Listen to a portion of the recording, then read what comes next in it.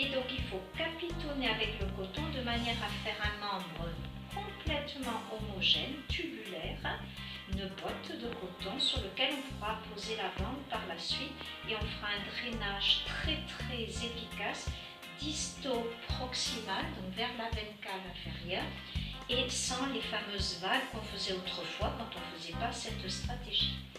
Donc on commence par poser le coton dès la fascine des orteils. Alors le principe de la compression et de tout bandage d'ailleurs, c'est toujours 2 tours au ras des orteils. Ensuite on va remplir donc cette zone du pied.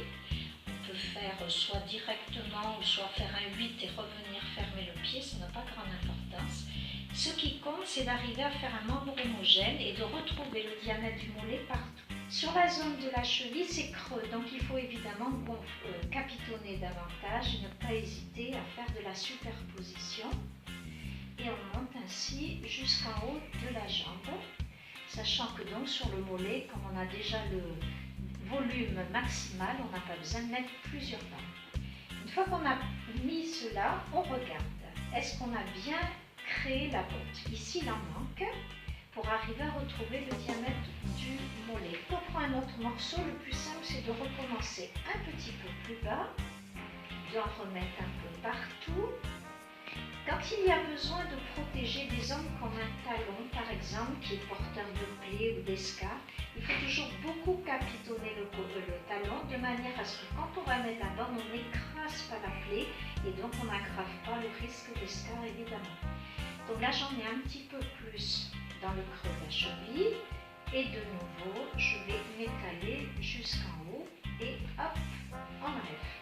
Nous regardons et là on a à peu près ce qu'il faut, c'est-à-dire on a un membre qui est tubulaire, homogène, sans avoir de creux et de bosse.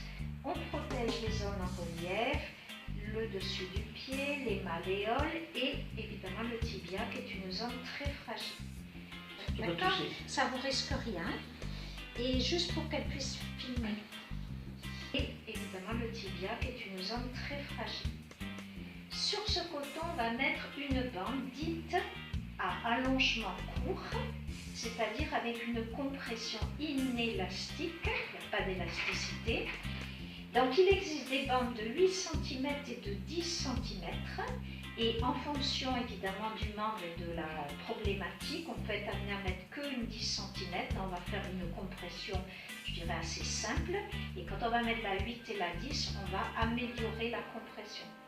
Les bandes inélastiques ont un avantage, c'est qu'elles vont contenir l'édème, donc éviter l'apparition de l'édème lorsqu'on a les jambes pendantes ou lorsque l'on marche, mais elles ne vont pas comprimer l'édème, donc elles ne vont pas créer de risque sur les artères situées soit dans le tissu superficiel, soit dans la jambe en profondeur.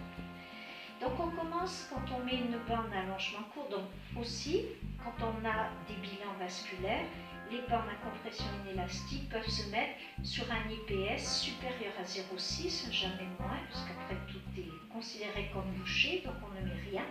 Et elles peuvent donc se mettre entre 0,6 et 0,9. 0,9 étant la normale.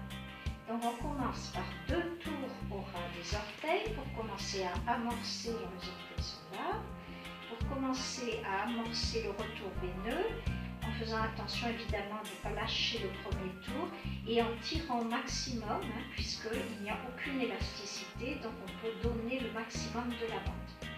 Ensuite on va monter, comme ceci, on peut faire le croisé de la cheville et revenir fermer le talon, puisque du coup ça tient mieux. Et on continue. Quand on est ici, on monte en spire parallèle avec 50% de chevauchement. On continue à monter en faisant 50% d'étirement et toujours en donnant le maximum de la bande. On ne la met pas toute molle, on donne vraiment l'étirement maximal et on va toujours jusqu'en haut de la jambe, on ne s'arrête jamais évidemment, à la moitié du mollet et on va toujours jusqu'à une dizaine de centimètres sous la rotule. Une fois qu'on l'a mise, on scotche. Et il faut bien scotcher puisque ça va être gardé jour et nuit. Donc comme on gigote la nuit dans un lit, et qu'on se chausse aussi, il est plutôt conseillé de beaucoup scotcher de manière à ce que ça ne se, comme on dit dans notre langage en angiologie, que ça ne se débricole pas. Parce que sinon tous les jours il faut recommencer, ce qui n'est pas vraiment la meilleure solution. Donc ces bandes sont changées à la réflexion du pansement. Ensuite, on prend le Tubifast ou le jersey et on referme de manière à bien protéger, éviter les frottements aussi sur certaines zones, puisque les frottements ça peut être dangereux. Et puis en plus ça permet de mieux faire tenir le système. Voilà, donc là on est tranquille jusqu'au prochain pansement.